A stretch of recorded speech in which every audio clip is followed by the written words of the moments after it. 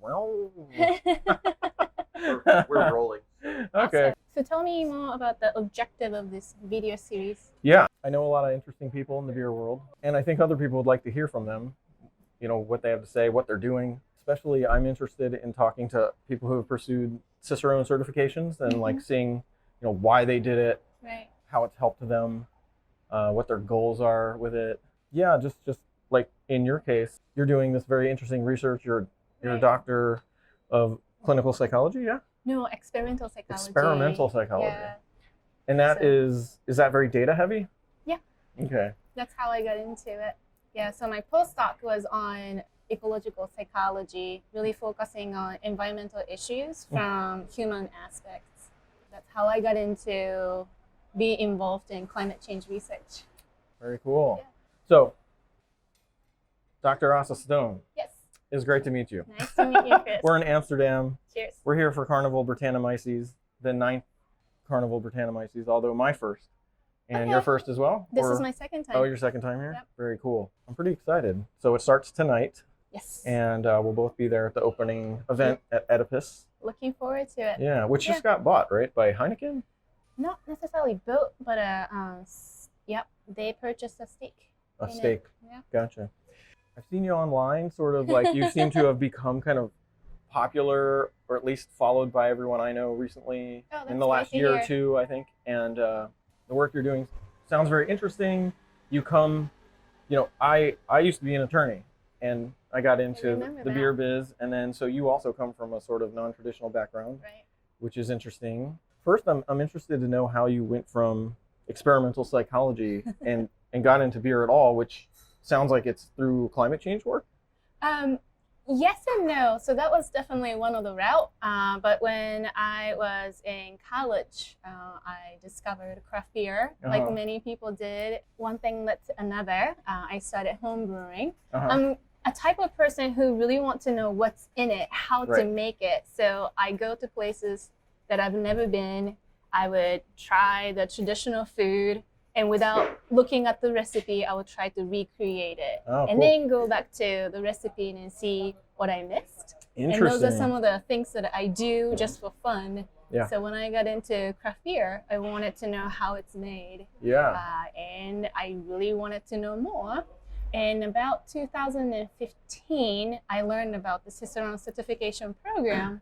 And as an educator, I got really curious about the alignment between what they think beer knowledge is to where I am. Right. So I give it a shot and got interested in a second and a third. Right. I think, as far as I know, there's about 120 advanced levels now. Right. And you and I are both in that club. Yes. So why did you go all the way for advanced? I think that once I got into the certified Cicerone, I learned about the advanced being a little more experiential. I felt that certified Cicerone was pretty heavy on the theory. Okay. So not so applied, or well, there was a blind tasting and demo, but there wasn't a test on how to communicate. Okay. And I felt like, again, as an educator, I understand the gap between knowledge and a communication of knowledge. I see. So I wanted to see how they test it, and I wanted to see where I fall in that spectrum. Interesting. That's cool. Are you, do you have any grand plans to keep going? I'm fiddling with it. Yeah, same. Yeah. Right now, I feel like, so I'm currently a brewing and beverage management instructor in New Mexico. Right. And Advanced Cicerone certification is serving me well because I'm the only one in the state of New Mexico. And I'm the only one in Japan. I grew up in Japan as well. Oh, okay. So you were born in Japan? Yep. Yeah. I was born and raised in Japan. Yeah. There's going to be some noise. Yeah, it is what it is. So you're the only Advanced Cicerone from Japan? In Japan? So you're kind of... from Japan, I guess. Yeah. Do you spend a lot of time in Japan too? Once in a year, but I don't have beer-related work in Japan. Okay. It'll be kind of interesting to have it though. Yeah, definitely. So tell me about the class you're teaching. Currently, I'm teaching Beer and Society, which really focuses on historical, cultural, anthropological, and psychological aspects of beer. Oh, wow. And it's a 5-lesson series, and each series focuses on specific time and a space. So the first lesson would be from the beginning of what beer is and where beer started. Like the prehistory even? Yeah. Yeah. Prehistory Very all cool. the way to Belgium and France. And then move all the way to today and experimental brews. I just picked up this book called Viking Age Brew. You know that one? Somebody told me about it. You got to read it. It's awesome. Sounds great. I haven't gotten through the whole thing yet. The focus is on Finnish sati, but the guy's like covering, Lithuanian stuff, Kvike, and other, cornels from Norway. The whole thing is about how people probably brewed back when. That's fantastic. Yeah, might want to check that out. That's cool. So yeah, what else? Tell me like some specific interesting nugget that you teach from in that class. Sure. So my background is psychology. I have PhD in experimental psychology. Yeah. So I always wanted to merge my passion of beer and psychology. Yeah. So I basically teach this Beer and Society class as a beer psychology class. That's so cool. And like, where do your students usually come in from? Everywhere from people who just got into beer and wanted to know, wanted to have a happy hour with their friends, but in an educational setting, to a brewing and beverage management students, to a retiree. Very cool. So my classes are all open for students and a community. Oh, neat. So it's a nice opportunity for either of them to mingle with different, slice of the life. That's really cool. So prehistory, and I don't know, tell me like in some nugget from the class in some way that beer and psychology come together in an interesting way. There must be tons of examples. Yes. So palate even. Oh, right. It really depends on the mood, the environment that we are in. And the colors I've read. Exactly. Yeah. So the color will indicate what we should experience. So when we are tasting it completely blind, we can't tell the difference. Right. But because of our visual cues and how we learn to experience, multi-beer tend to be darker, crisper beer tend to be lighter. Right. They immediately make the assumption, and that's not necessarily unique to beer. Sure. A similar research has been done with the wine as well. People associate color with specific languages instead of really tasting it and then go into the start description. with assumptions. Yeah. And then you're gonna find what find what you're expecting, maybe. Right. Exactly. But I've even read that the color of, maybe your placemat and the walls can change your experience. Definitely. Which is really bizarre. The environmental and temperature, who we're with, the music, all those. All the way down to who starts speaking and who would be the first one to describe the beer. Oh, right. Oh. If the first person is assumed authority, then people would just say, yeah, I get that too. Yeah. Are you a BJCP judge as well? No. Okay. Because we do have this thing with that where, you are not supposed to talk about the beer at all until you have judged the whole beer, because it's so suggestible, right? And especially, I'm a national judge, which is, there's like 600 of us, but, the only thing after that is master. So if I'm sitting across from a certified judge and I start saying something about it, they're gonna be like influenced by that. Right. It's like pretty much a rule. Like you don't talk about it That's until after you've filled out your entire score sheet, and then hopefully you've landed on some similar stuff. And sometimes the judging is wildly different, and you have to like negotiate. Right. Definitely a lot of psychology there. So that's really interesting. I would love to take your class. If I lived in New Mexico, I would be there. Thank you. Where do you live in New Mexico? Albuquerque. Albuquerque. I have not been.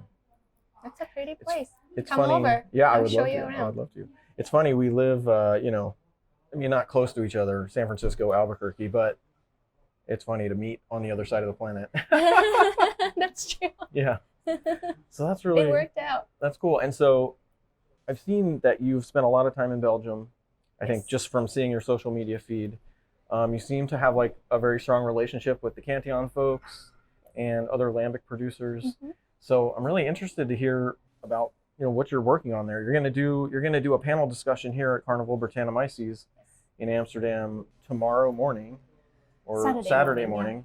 Yeah. It was sold out like days in advance, and that's pretty rad. I think there were only like two events I saw that were sold out, and one of them was that one. So that's exciting nice to work. hear. Yeah, people are obviously interested, and I'm interested to hear, what you're going to be talking about at this panel. What your research is all about. Okay, so this is my second year at Carnivale, and in the first year we really talked about how the climate change is influencing lambic production in aging processes, and how that is related to potential changes in the cultural identity and heritage. This year, we're really focusing on how chemical compounds in lambic would be expressed differently at the time of sensory analysis. Okay. So we're connecting quantitative data with qualitative data. Oh, that's exciting. How are you setting this up? You're doing like an experiment here? Yes. So we actually received samples from Cantillon that were brewed at specific weather conditions. Oh, interesting. And then we sent to the lab to do a chemical analysis. And we are also picking up the exact same sample from Cantillon and then tasting it during a talk. Oh, cool.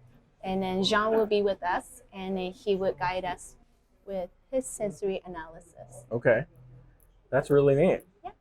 Can I ask, I'm not going to post this before your talk or anything and below the big reveal or anything, but would you be comfortable telling us a little bit about what you found so far? That's a really good question. We're still analyzing and finalizing it. I would say that weather condition definitely has an influence on chemical expression. Sure. And that should come out also as a sensory expressions. Okay. But I would like to wait until Jean expresses that part. Gotcha. So from a data perspective, we could definitely see the difference.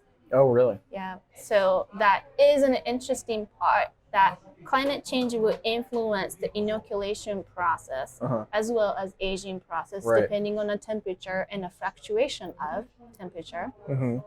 And not only the final product, but the chemical, from a chemical perspective, the diversity of microflora is already different. So that's something that we are looking at to see at what point we would experience significant difference from a sensory perspective that won't be considered desirable. Right. And what would be the threshold for the temperature condition? So is it kind of like winemaking? Like in California, all these winemakers, they're planning to move north, and they're already buying up properties and moving vineyards from sort of Sonoma and Napa area up to even like Oregon. Right. Is that a potential kind of end game for like lambic production, like moving north with that kind of? I mean, not that it's not like Cantillon can pick up and move north, but.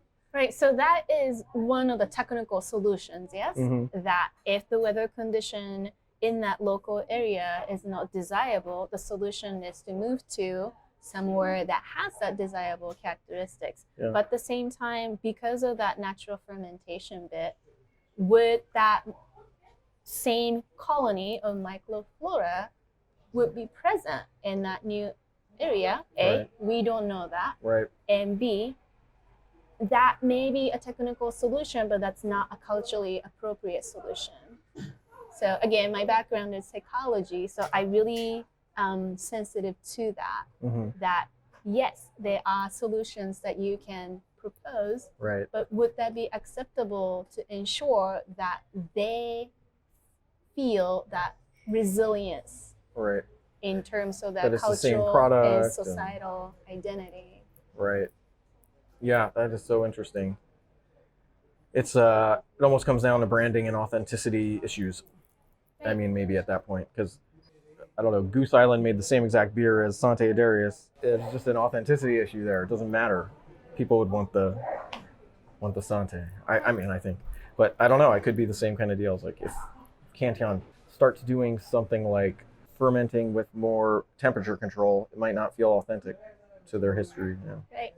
Well, I wish I could make it to that talk. I would try. Yeah, maybe I'll just like sneak in. You are not the only one, and I was pleasantly surprised by the fact that it got sold out so quickly, which makes me really happy, because part of the reason why we do this climate change research is to not only raise awareness about the issue, but to make people do something about it. Right.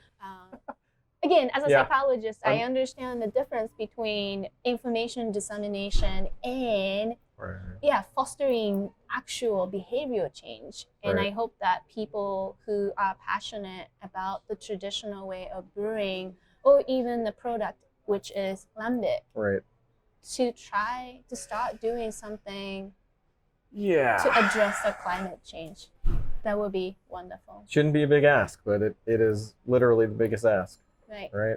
It's not like the Trump administration is going to change its view on on whether climate change is real. Right. I think that it becomes a big ask because the consequence is not immediate or tangible. Right. It is this big threat that is observable by only those people who choose to see it. Yeah, and it does seem like it is becoming more observable, though, isn't it? I mean, yes. So my hope is that that kind of resilience-minded behavior will become a normative behavior. That people consider that to be something that we just do.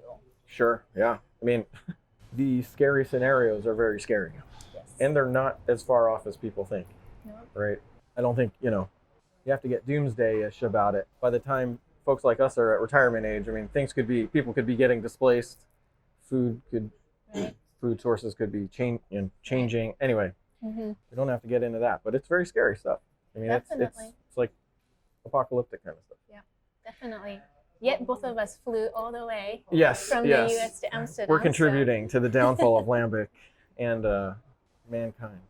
Yeah. But you know what? If some good comes out of it, maybe all that carbon footprint will be made up for. Carbon offset credits. Flight's very cheap. It's only like $10 or something. Is that right? I should look into that. Well, that's a good idea. So if we are to do the third round of climate change talk, we would make a ticket a little more expensive. Oh yeah, you could buy everyone's offset.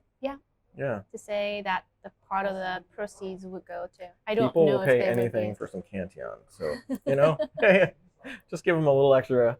Do a fundraiser event. Yeah, that's very cool stuff that you're working on. Thank you. I would like to mention that it's not just me. My husband, who is a climate change and a climate scientist. Oh, is that right? And one of the co-founders of Lambic Info, Adam, and Jean. Like 4 of us have been working on this. Killer. So how long have you been working on it for? Since 2016. Wow, very cool. Yeah. So your data set's going to grow and grow, and your. Hope so, and I hope to include more breweries as well. Have you found that this work has helped with your own sensory analysis skills? I hope so. Yeah. But I haven't seen the tangible results yet. Okay, this is one of the things I wrestle with. It's a little off topic, but talking about going for Master Cicerone, I feel like a lot of the more recent passers of that exam have been, from big breweries, and they have been like sensory analyst specialists. Right. And I've wondered, is that exam getting to the point where that's where you need to come from?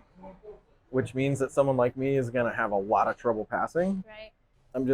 I've been asking everyone I can who works in the sensory analysis world, like how do you learn this without being like on a panel at a brewery? Anyway, I haven't gotten like the killer answer yet, so otherwise I would tell you. Yeah, I kept hearing, no, you really have to do a ROXA like twice. Oh, okay. Oh, like a course at Aroxa? Yeah. I was looking at sensory analysis course at UC Davis. Oh. Yeah, it's like 4 courses that you can do online. Yeah, and it Can you send a link to me? I can Maybe do that. you could be the Oh, that would be cool, cohort. actually. That would be fun. Yeah, it is like 10 grand. That's the 10 I don't grand. have that kind of money though. Yeah, it's brutally expensive. Yeah, And it's about food science more generally. It's not beer. It's not just beer focused. Although they do have separate course that you can take after you've done this basic 4 courses that is at least wine specific. I don't think they have a beer specific one, but yeah, I'm certainly interested. I know several people who are going up this year. Are taking the test. Yeah. And is that like the Max crew and those guys? Yeah. Angela, Max. Oh, Angela, yeah. Right. She's going for it. They have a little study crew. Yeah. I know that they have taken it last year. Right. And they got close, is what I heard. Yeah. That's what I heard as well. Yeah. Hopefully a few of them make it through this time. Right. It really seems absurdly difficult. What are there now, like 17? And you're thinking 2020, right? Maybe? Yeah, I'm in no rush. My big goal right now is to get Beer Scholar kind of relaunched. I haven't really talked a lot about my grand plans for it, but essentially here it is. So I have these study guides out for the first 2 levels of the Cicerone exams, but they're like, all text.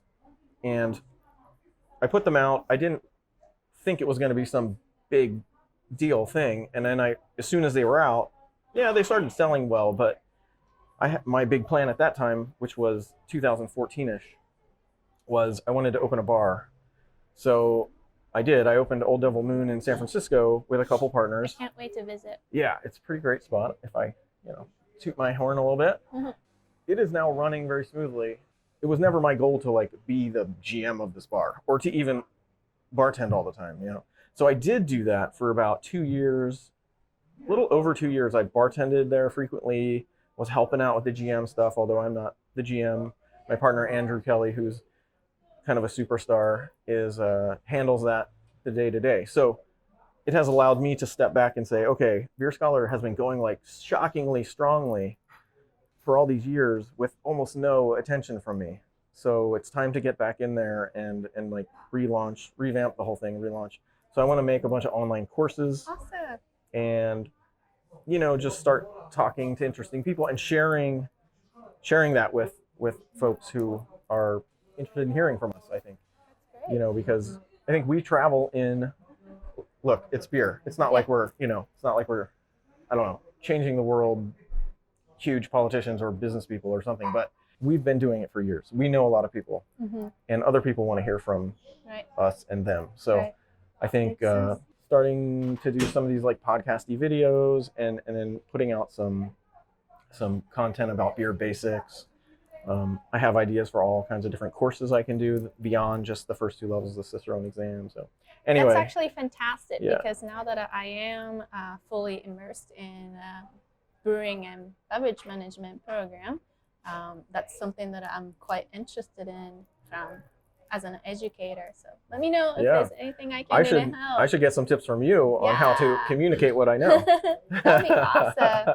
And I'll be teaching essential skills for beer sommelier. Essential skills for beer sommeliers? Yeah. Very cool. It's basically a boot camp for certified Cicerone. Oh, smart. And beyond. Killer. We'll be teaching that. That's going to be like a live course in New Mexico? Mm-hmm. Nice. But gearing up for it, I would like to start kind of putting together a curriculum as well. So maybe we can collaborate on that. Yeah, I can probably help you with that. Yeah. My study guide, I don't know if you've used it or seen it, but it's pretty robust, covers everything. I've had people tell me that they literally only used my study guide to pass the test. Oh, that's other amazing. than doing off flavor tastings. Essentially, the reason I did it is that back in, 2012 or 13, when I took the certified exam, I really found it frustrating, right? You get the syllabus and you're like, okay, to what depth do I need to understand these things? Because if you actually look at all the different syllabi, they look pretty similar. Right. So I went and I read everything I could get my hands on, which I had already been doing anyway. You know, I was also a home brewer. That's where I really cut my teeth and like learned. That's right, you were a part of the. Yeah, I founded the San Francisco Right. Homebrewers Guild. That gives you such a huge head start, right? Because you understand beer styles, you understand ingredients, you understand the brewing process. Right. For me, and maybe it was the same for you, I had never worked as a server, so the one thing I really didn't understand was the service and like draft system related stuff. Anyway, so I crushed that test, and I had learned like well beyond what was necessary. So then I thought I could save other people. Not that you shouldn't go and learn more than you need to, but I could save other people from this hassle by like creating this study guide. And I already had hundreds of pages of notes, so it wasn't, you know, difficult to just edit it and compile it. So anyway, That's awesome. that was the origin of the project. And I did a Kickstarter. So Oh. yeah. Well, congratulations on Yeah. your success. Thanks. Yeah. That seems so long ago. But I'm excited to jump back in with it. I want to ask you again. So your pathway though to beer was like, so you got into craft beer in college. How did you like end up in with all these lambic folks? Is it? Oh, so my husband and I were living in The Hague. Oh, okay. Wow. For a while, and we knew about Cantillon and wanted to visit. Yeah. When we did, that was November, Mm. and we learned about the public brew day. So Oh, I didn't know about that. yeah. So a few times a year, they open up to public so that people can observe how they brew their wort. Neat. Yeah. Very So cool. we ended up attending those, Mhm. and then we saw just how vulnerable they would be to climate change. Yeah. Okay. That's how we ended up. Very cool. Yeah. So you're working on the live courses for beer sommeliers. Any other cool stuff that you got coming up that you want to tell the world about? I'll be continuing to travel around the world. Yeah. And so I started Beer Paired Life after becoming. Oh yeah, talk about that. Yeah, Talk about becoming an Advanced Cicerone, mostly because I felt like now I could say that I know something about beer, Sure. and I truly believe that education should be accessible to everyone. Mm-hmm. And I really care about the equity piece of education. Mhm. And I felt that beer is something that we are missing, that solid education piece, because it's available to everyone, Right. right? And I see that in psychology as well. We are human, and therefore we have some understanding of psychology from experience. But there is a whole scientific area in psychology as well. And that's why I got into psychology too. And I felt that beer is something that I could also share. Mm-hmm. Why don't I pair that with psychology sometimes? Yeah. Very cool. Yeah. Oh, and you write for porch. Yeah, porch drinking. Porch drinking. Yes. Yeah. So that's cool. So you got your hands on all kinds of stuff. Yeah, mostly. So the core of what I want to do is beer education and writing for porch drinking, and also sharing what New Mexico has to offer. It's such a beautiful state. So you're a big fan. Yeah, That's I'm cool. a big fan. And how did you end up there? Did they offer you a gig at? Yeah. As a psychology prof. Right. Yeah. This is why I actually decided. This is why I decided not to do a PhD. I did some graduate school, a master's degree in geography, and then I went on. I made the decision not to do a PhD. I went on to law, in part because I was at Texas A&M, and I was thinking, you know what? When you get offered those jobs, there aren't that many out there. Right. You're gonna get one or two offer. You know, Right. if you're lucky, you get a couple good offers. Then You really can't choose where. yeah, you might end up in College Station, Texas, for the rest of your life. But Albuquerque is much cooler than that. So It's a beautiful place. Yeah. I feel really fortunate. that's very And cool. now we have a beer program. So That's rad. yeah. And kind of spearheaded by you, or are there other people involved? We have a group of folks who have spearheaded, and I was the first part-time hire. Awesome. And I'm a full-time now. That's rad. Yeah. Let me ask you, so you have a PhD, you're now an Advanced Cicerone. Even still, do you find any issues as a woman in beer? Yes. Yes. Less so. Mm-hmm. Fortunately, less so because, or when I express that when people know that I'm an advanced Cicerone. Mm-hmm. But as a minority, both gender-wise and race-wise, Right. it's a daily encounter. And that's also something that I would like to take part in. And so for that It's a huge reason, issue. yeah. And so for that reason, I am part of that Pink Food Society, Sure. and I'm leading the education efforts in that organization. Very cool. Yep. Yeah, good. I think that's just a gigantic issue for beer. Especially now, and I think I understand that it's a challenge, but it's also an opportunity. We now huge globally has the momentum for people to understand that it is an issue. Mm-hmm. So we would like to ride that momentum and keep that momentum to ensure that we would establish that equitable service. Right. Yeah. Like for me, it's great. The Advanced Cicerone thing means you just say, I'm an Advanced Cicerone, and it's kind of like, oh, so you don't have to prove anything else beyond that. But I'm also just like a straight white guy, so it's sort of easy. I know there's got to be so much more to it for you and other women and minorities in the industry. I mean, we see it all the time.